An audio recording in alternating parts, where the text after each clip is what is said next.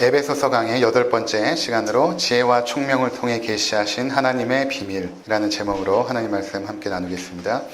우리가 지난 시간에 함께 나눈 그 내용들은 어떻게 죄인들이 하나님의 자녀가 되는가에 대한 부분들이었습니다.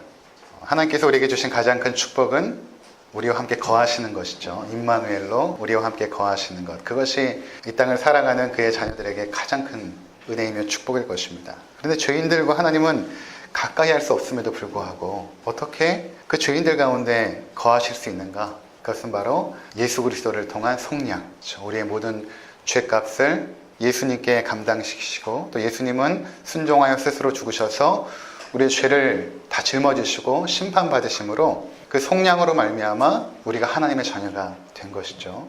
하나님께서 우리의 죄를 보지 아니하시고 예수 그리스도의 대속의 피를 보시고 우리의 죄를 사해 주시고 우리의 죄를 덮어 주시고 우리 하나님의 자녀로 삼아 주시는 것입니다. 따라서 우리가 과거에 지었던 모든 죄와 또 지금도 죄를 범하고 있죠. 뿐만 아니라 앞으로도 죄를 범할 것입니다. 그러나 그 모든 죄들을 십자가에서 영단번에 사하심으로 우리를 계속해서 하나님의 자녀로 삼아 주시고 또 그 안에 거하게 하신다라는 것입니다.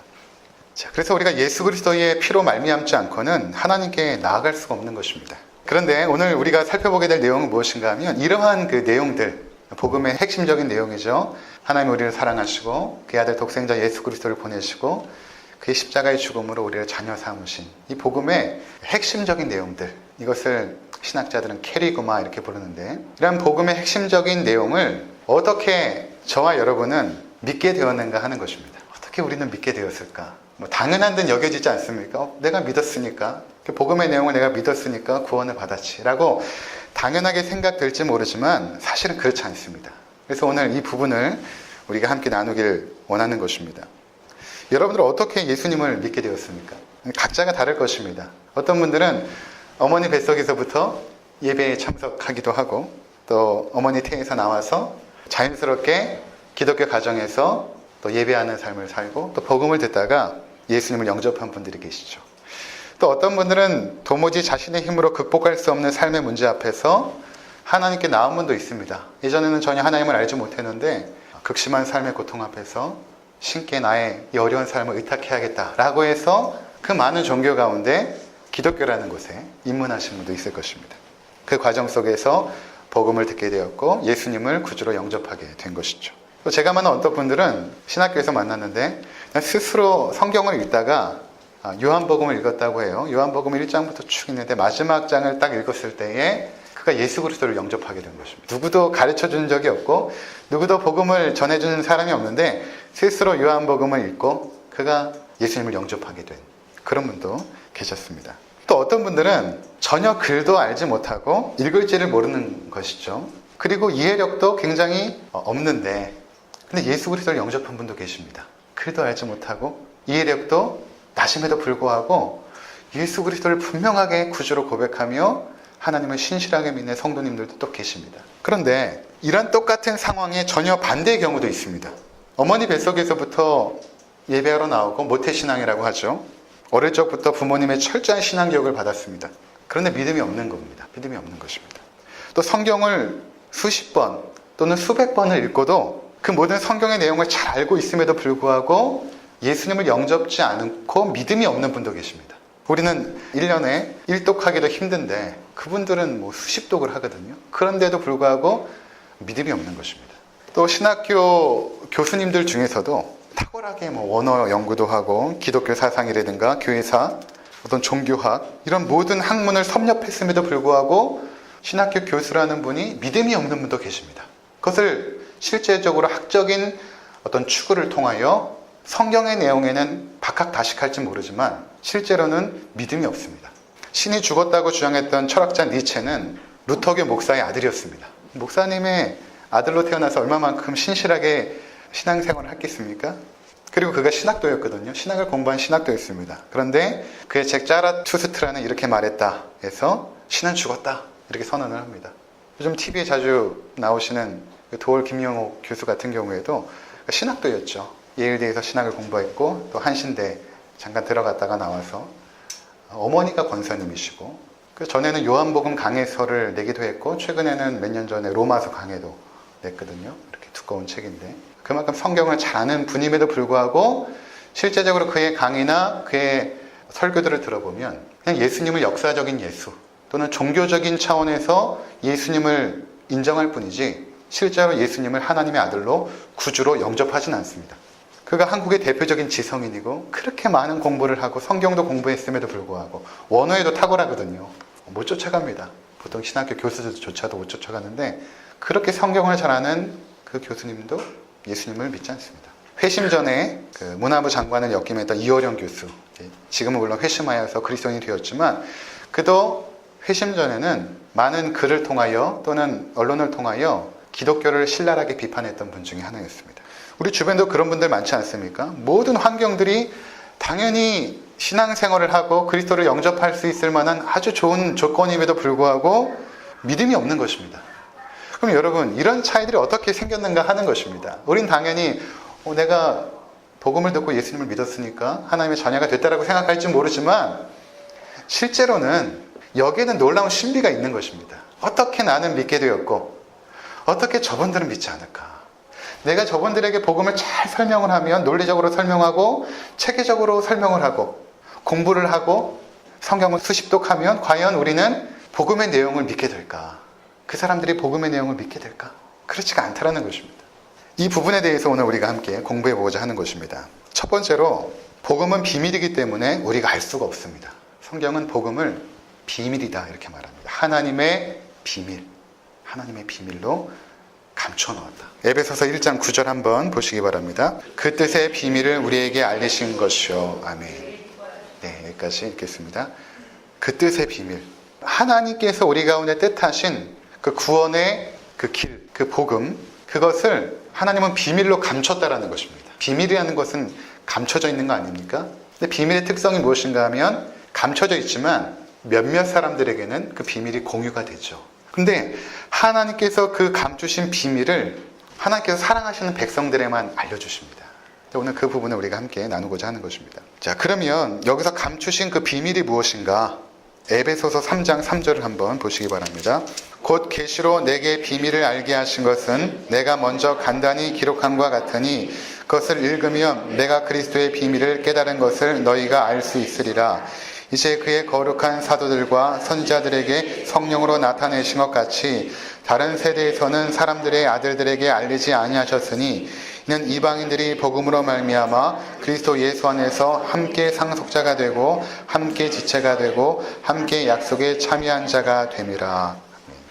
이게 이제 비밀인데 이제 이 비밀이 알려질 때는 계시로 나타난다라는 것입니다. 그러니까 계시라는 것은 이 비밀을 알려주셨다라는 의미가 있거든요. 근데 이 비밀을 바울이 깨닫게 된 것이죠. 그래서 여기 3절에 보면 내가 먼저 간단히 기록한가 같으니 이렇게 말하죠. 그러니까 간단히 기록했다라는 것은 1장부터 여기까지 내용입니다. 그러니까 하나님의 그 비밀을 지금 잠깐 간단하게 여러분에게 기록했는데 그 내용입니다. 거기엔 우리가 지금까지 살펴보았던 하나님의 택하심, 하나님의 예정하심, 하나님의 구속하심, 속량 이런 어떤 비밀들 4절에 그것을 읽으면 내가 그리스도의 비밀을 깨달은 것을 너희가 알 수 있으리라. 그리스도의 비밀이라고 말합니다. 그리스도의 비밀. 하나님께서 감추어 주신 비밀은 그리스도의 비밀입니다. 또 에베소서 6장 19절 한번 보시기 바랍니다. 에베소서 6장 19절 또 나를 위하여 구할 것은 내게 말씀을 주사 나로 입을 열어 복음의 비밀을 알리게 하옵소서 할 것이니. 아멘. 바울이 기도 부탁을 하죠. 에베소 성도들에게 나로 하여금 이 복음의 비밀, 이 비밀인데 이것을 담대히. 왜 비밀인데 담대히 선포하게 했을까? 이것은 이제 이후에 살펴보게 될 것입니다. 비밀로 감춰놨다는 것입니다. 그래서 알 수가 없습니다.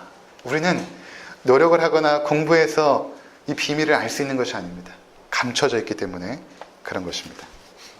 이 하나님의 비밀은 복음이고 그리스도입니다.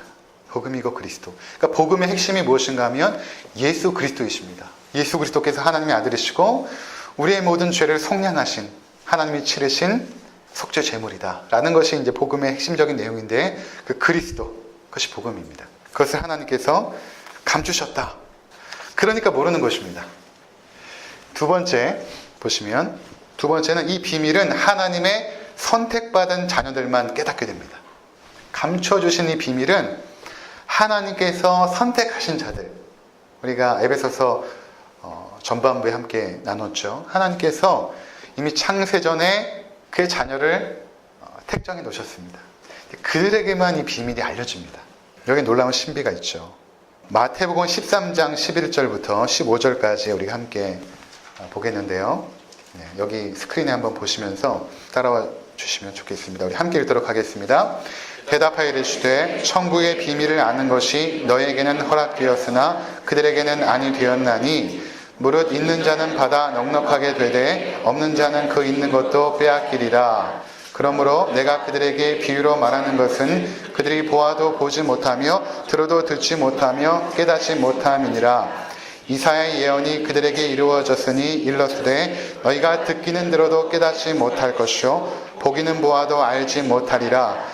이 백성들의 마음이 완악하여져서 그 귀는 듣기에 둔하고 눈은 감았으니 이는 눈으로 보고 귀로 듣고 마음으로 깨달아 돌이켜 내게 고침을 받을까 두려워함이라 하였느니라. 아멘. 예수님께서 비유로 이제 제자들에게 말씀을 하십니다. 특별히 13장에서는 천국에 대한 비유를 7가지로 비유를 하시는데 제자들이 묻습니다. 예수님 왜 이렇게 비유로 하십니까? 하셨더니 예수님의 대답이 이것입니다. 천국의 비밀을 아는 것이 너에게는 허락되었지만 너희가 누구냐? 하나님의 선택받은 자녀들. 그들에게는 하나님의 비밀이 허락되어졌지만 그렇지 않은 자들에게는 비밀로 감춰졌다. 그렇게 말합니다. 그래서 비유로 말하는 것은 13절에 보아도 보지 못하고 들어도 듣지 못하고 깨닫지 못하게 하기 위해서 그렇게 하십니다. 15절에도 이렇게 말하죠. 그러니까 이사야의 예언인데 이 백성들의 마음이 완악해져서 그 귀는 듣기에 둔하고 눈은 감았으니 이는 눈으로 보고 귀로 듣고 마음으로 깨달아 돌이켜 내게 고침을 받을까 두려워함이라 하였느니라. 그러니까 이게 이사야서 6장에 보면 이사야가 하나님의 그 영광 앞에 서죠. 그때 천사들이 날아가면서 거룩하다 거룩하다 거룩하다 그렇게 외칠 때에 음성이 들립니다. 누가 나를 위하여 갈까? 이 복음을 전하기 위해서 누가 나를 위하여 갈까?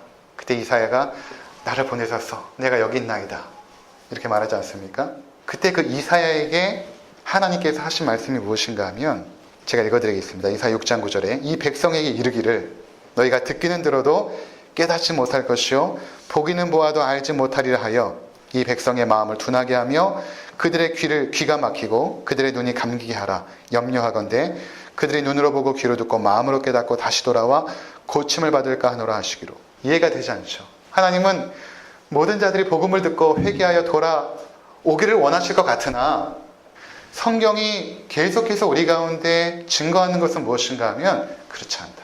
오히려 그들이 듣고 깨닫고 고침을 받을까 내가 염려하고 있다. 왜냐하면 하나님의 비밀은 내가 사랑하는 자들에게만 들려줘야 되기 때문에 그들만 듣고 돌이켜야 되기 때문에 하나님께서 비밀로 감췄다는 것입니다. 그래서 아무리 들어도 깨닫지 못하는 것입니다. 성경을 백독해도 깨닫지 못하는 것이죠. 예수님께서 하나님 나라의 복음을 직접 전하셨습니다.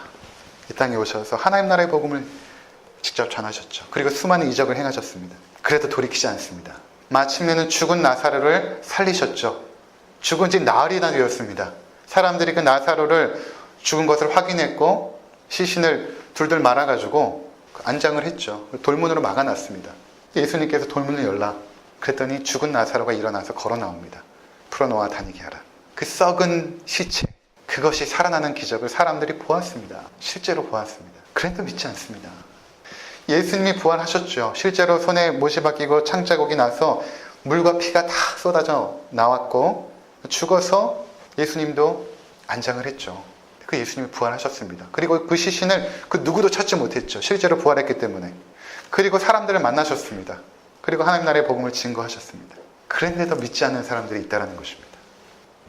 그러니까 이것은 인간의 노력으로는 깨달아지는 것이 아닙니다. 하나님 나라의 복음은 그의 선택받은 자녀들, 하나님께서 구별하신 성도들에게만 이 비밀이 깨달아지는 것입니다. 스크린 보시면 누가복음 8장 10절 한번 함께 읽도록 하겠습니다. 이르시되 하나님 나라의 비밀을 아는 것이 너에게는 허락되었으나 다른 사람에게는 비유로 하나니 이는 그들로 보아도 보지 못하고 들어도 깨닫지 못하게 하려 함이라. 하나님께서 허락지 않으십니다. 그의 자녀들에게만 들려주시길 원하시는 것입니다. 골로새서 1장 26절. 이 비밀은 만세와 만대로부터 감춰졌던 것인지 이제 그의 성도들에게 나타났고, 그의 성도들에게만, 하나님이 사랑하시는 그의 성도들에게만 나타났다는 것입니다. 세 번째는, 이 비밀은 성도들에게 하나님께서 무엇을 주시냐면 지혜와 총명을 주시거든요. 그 지혜와 총명을 통해서 이제 깨닫게 됩니다. 지혜와 총명을 통해서. 그러니까 우리에게 이성이 있잖아요. 그리고 우리는 감각으로 어떠한 지식을 받아들이고 이해하지 않습니까?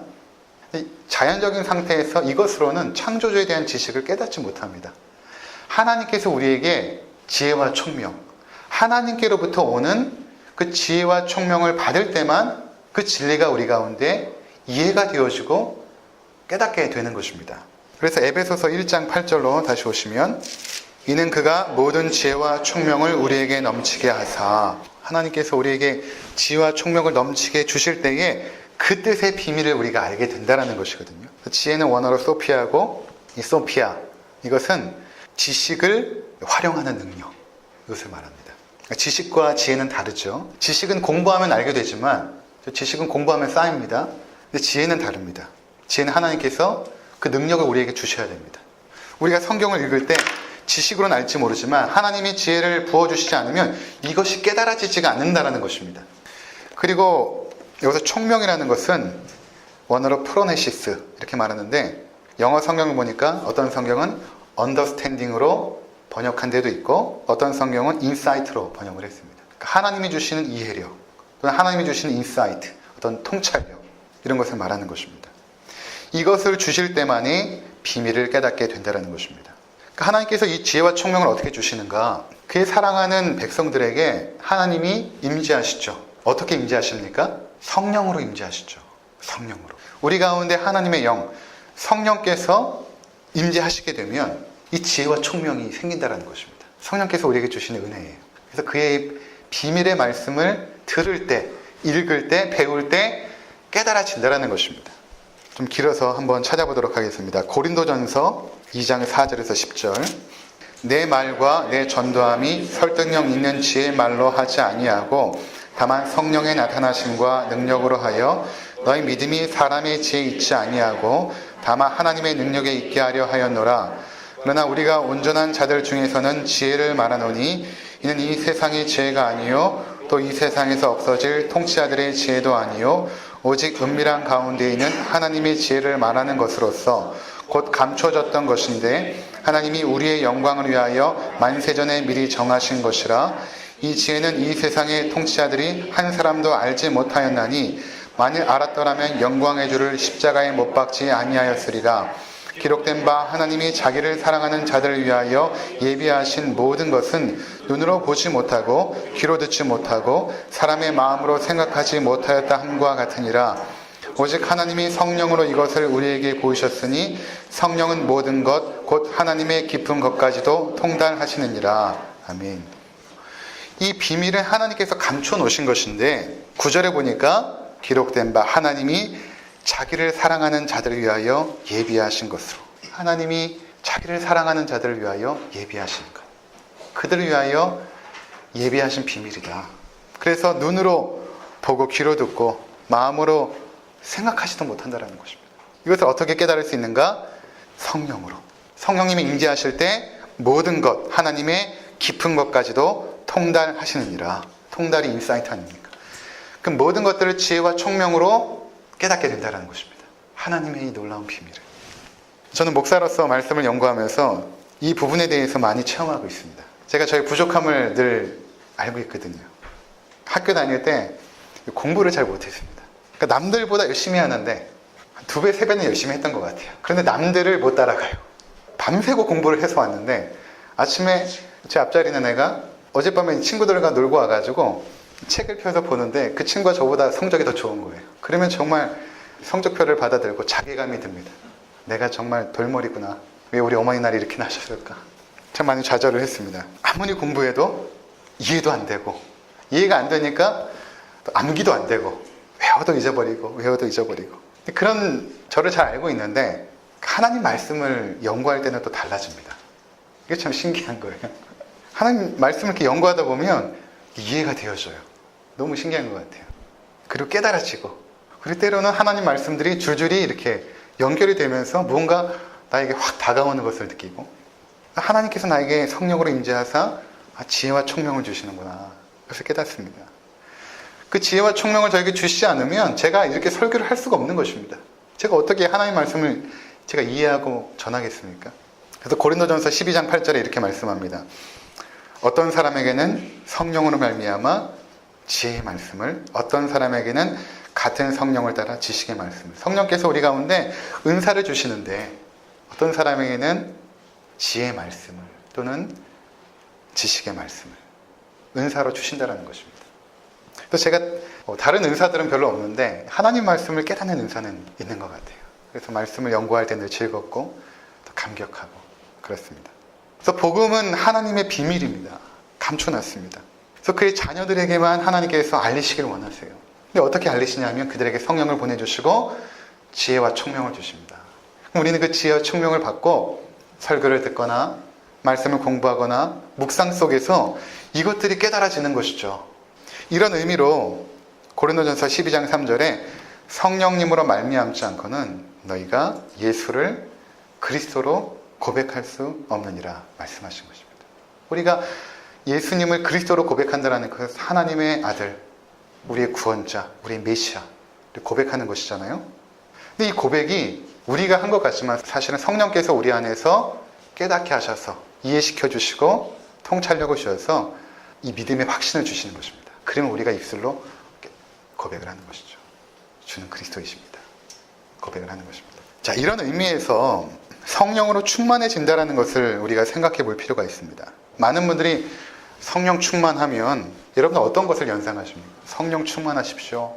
성령으로 충만해야 됩니다 하면 여러분은 어떻게 연상이 이루어지십니까? 막 부흥 집회에 모여서 막 뜨겁게 기도하고 박수를 치며 찬양하고 또 방언으로 통성으로 막 기도하고 때로는 막 뛰기도 하고 기도하면 이렇게 넘어지기도 하고 또 신비적이고 영적인 체험을 성령 충만으로 우리가 이해하는 경우가 많이 있죠. 사실은 성경에서 보여지는 성령 충만은 그렇지 않습니다. 이런 부분도 무시할 수 없겠으나 성경에서 성령 충만으로 우리 가운데 말씀하는 내용들은 가장 핵심적인 부분이 이것입니다. 사도행전 4장 31절 빌기를 다함에 모인 것이 진동하더니 무리가 다 성령에 충만하여 하나님의 말씀을 전하니라. 담대히 하나님 말씀을 전하니라. 성령 충만은 늘 하나님의 말씀과 연관되어 나타나거든요. 그러니까 그의 사도들이 또는 제자들이 성령으로 충만해지면 하나님 말씀을 깨닫게 됩니다. 이전에는 몰랐는데 깨닫게 되면 그 깨달은 말씀을 담대하게 전하게 되죠. 늘 하나님의 말씀과 성령님의 사역은 함께 갑니다. 그래서 이 부분을 함께 나눠봤으면 좋겠는데 에베소서하고 골로새서는 상당히 비슷한 부분이 많이 있거든요. 형제 서신이라고 불릴 만큼 공통점이 많이 있습니다. 근데 바울이 에베소 성도들과 골로새 성도들에게 이제 마지막으로 어떤 권면의 말을 합니다. 권면의 말을 하는데 똑같은 이야기를 하는데 조금 표현을 바꿔서 사용을 합니다. 이 부분을 비교해 보면 좀 재밌습니다. 먼저 에베소서 5장 18절 19절 우리 함께 읽도록 하겠습니다. 시작. 술 취하지 말라. 이는 방탕한 것이니 오직 성령으로 충만함을 받으라. 시와 찬송과 신령한 노래들로 서로 화답하며 너희의 마음으로 주께 노래하며 찬송하며. 마지막 당부의 말씀이 여러분들 성령으로 충만해지십시오. 술 취하지 말라와 함께 나온 것은 술 취하면 술이 지배를 하잖아요. 마찬가지로 너희가 성령 충만해져서 성령의 통제와 지배를 받으라. 이런 의미입니다. 그러면 성령의 충만함을 받게 되면 시와 찬송과 신령한 노래로 서로 화답하고 그렇게 하나님을 찬양하며 예배하는 하나님의 창조의 목적이 달성이 될 것이다. 이렇게 말씀을 합니다. 그런데 골로새서 3장 16절에도 똑같은 말씀을 하는데 다르게 표현합니다. 함께 읽어보도록 하겠습니다. 시작. 그리스도의 말씀이 너희 속에 풍성히 거하여 모든 지혜로 피차 가르치며 권면하고 시와 찬송과 신령한 노래를 부르며 감사하는 마음으로 하나님을 찬양하고. 바울은 지금 골로새 성도들에게 성령 충만하십시오 라고 말할 수 있는데 바울에게는 성령 충만과 똑같은 개념이 무엇인가 하면 그리스도의 말씀이 너희 속에 풍성히 되는 것이었습니다. 이것이 성령 충만의 동일한 개념이었기 때문에 성령으로 충만함을 받으라 이렇게 말하지 않고 그리스도의 말씀이 여러분 가운데 충만하게 거하게 하십시오. 이렇게 말하고 있다는 것입니다. 그리고 뒤의 내용은 똑같죠. 그러니까 성령님께서 충만하게 임하셔서 우리 가운데 행하시기를 원하는 것이 이것입니다. 그것은 무엇인가 하면 하나님의 말씀, 그리스도의 말씀, 그 복음이 우리 가운데 풍성하게 거하는 것입니다. 그래서 바울이 골로새 성도들을 향하여 이렇게 기도합니다. 이로써 우리도 듣던 날부터 너를 위하여 기도하기를 그치지 아니하고 구하노니 너희로 하여금 모든 신령한 지혜와 총명에 하나님의 뜻을 아는 것으로 채우게 하시고. 기도하죠. 성령께서 우리 가운데 지혜와 총명을 주시죠. 신령한이라는 것을 성령께서 주셨다는 것입니다. 성령께서 주셨기 때문에 그것은 영적이죠. 그래서 신령한 지혜와 총명이라고 말합니다. 그런 신령한 지혜와 총명을 성령께서 주셨는데 그것을 통하여 하나님의 뜻을 여러분들이 더욱더 깊이 알게 하옵소서. 하나님의 뜻이 무엇입니까? 계시된 성경 말씀입니다. 그 계시된 성경의 말씀을 여러분들이 깨닫기를 원합니다. 여러분, 하나님의 뜻은 우리가 꿈을 통해서, 환상을 통해서, 누군가 예언 기도를 통해서 받는 게 하나님의 뜻이 아닙니다. 여러분들 그렇게 하나님의 뜻을 받는 것은 성경적이지가 않아요. 하나님의 뜻은 계시된 성경의 말씀으로 우리 가운데 주어집니다. 이것을 성령께서 깨닫게 하시는 것이죠. 그래서 그것을 깨달았을 때에 선포하는 내용이 예언입니다.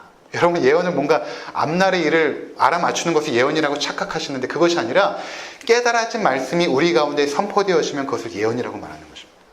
여러분들이 하나님의 비밀인 복음이 깨달아지고 믿어진다면 굉장히 놀라운 것입니다. 그냥 나는 그냥 믿게 되었으니까 열심히 내가 제자 훈련도 참석하고 성경 공부도 참석해서 내가 더 믿음의 확신이 생겨, 이게 아니라 성령님께서 여러분 가운데 지혜와 총명을 주신 것입니다. 그 은혜를 찬송해야 돼요. 우리가. 하나님 감사합니다. 나가신 무지한 자들에게 성령님 보내주시고 이 말씀을 깨닫게 하시니 너무 고맙고 감사합니다. 이렇게 찬양해야 되는 것입니다. 목사를 통해서 주일에 선포되는 말씀이 깨달아지고 이해가 되어진다면, 그리고 믿어진다면 성령께서 여러분 가운데 지금 역사하고 있는 것입니다. 그래서 믿음이라는 것은 내가 노력해서 얻을 수가 없는 것입니다. 전에 말씀드린 것처럼 당신 어떻게 구원받았습니까? 예수님을 믿음으로 구원받았습니다. 이것은 절반만 맞는 것입니다. 내가 믿음을 발휘할 수가 없어요. 하나님께서 우리를 구원해 주신 것이죠. 나에게 믿음도 주시고 이해력도 주시고 청명도 주시고 해서 나를 믿음의 길로 붙잡아 주신 것입니다. 그래서 이 믿음이 결코 흔들릴 수가 없죠. 우린 때로는 믿음이 연약해지잖아요. 하지만 하나님은 그런 우리들에게 베푸신 그 구원을 흔들릴 수가 없습니다. 그것이 믿음의 비밀입니다.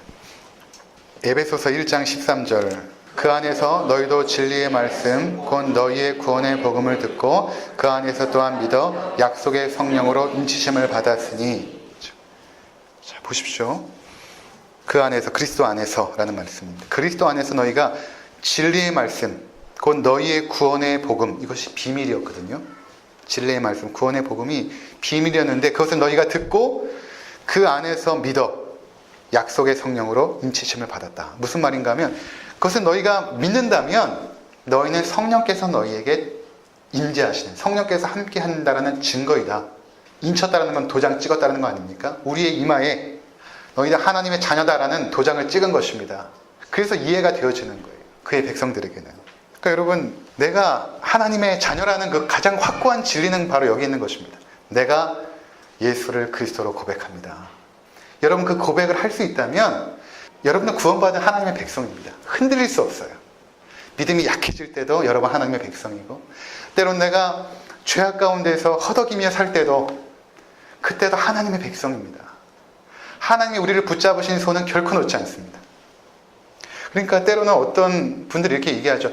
여러분들이 그렇게 하나님을 거역하고 하면 하나님께서 여러분들을 심판하시고 여러분을 버리실 것입니다.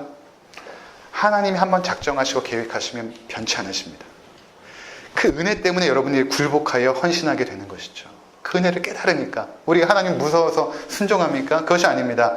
하나님의 그 은혜와 사랑, 내가 노력해서 얻은 믿음이 아니라 선물로 주어진 그 구원의 감격을 깨닫게 되니까 거기서 자발적인 헌신과 순종이 나오게 되는 것이죠. 그래서 여러분들이 신앙생활을 할 때 억지로 하시면 안 됩니다. 헌금도 억지로 하지 마세요. 또 봉사도 억지로 하시면 안 됩니다. 새벽기도, 예배 억지로 하면 안 됩니다. 하나님의 은혜를 깨달을 만큼 하시는 것입니다. 그렇지 않으면 그 짐이 돼요. 짐이 되고 버겁습니다. 주님께서는 우리의 그런 수고하고 무거운 모든 짐을 다 내려놓기를 원하십니다. 그리고 주님과 함께 동행하다 보면 그 은혜의 감격에 겨워서 우리의 헌신이 기쁨이 될 것이고 우리의 충성이 기쁨이 될 것입니다. 하나님 우리를 성전이라고 말하죠. 내가 왜 성전입니까? 내가 거룩합니까? 그렇지 않죠. 성령께서 거하시기 때문에 성전입니다. 성도라고 부르죠. 거룩한 길을 가는 하나님의 구별된 자녀들. 내가 거룩하지 않은데, 내가 그렇게 구별되지 않았는데 성령께서 거하시기 때문에 성도인 것입니다. 그분께서 우리를 그 영광의 나라로 지금도 끌고 가시는 것입니다. 마침내 여러분들이 영광의 나라에 있어서 우리에게 주신 그 지혜와 총명으로 하나님을 더욱더 깊이 알게 되고 그 은혜와 사랑 가운데 거하게 될 것입니다. 기도하시겠습니다. 우리 시간 기도하실 때 그 감춰진 비밀을 우리에게 알리신 것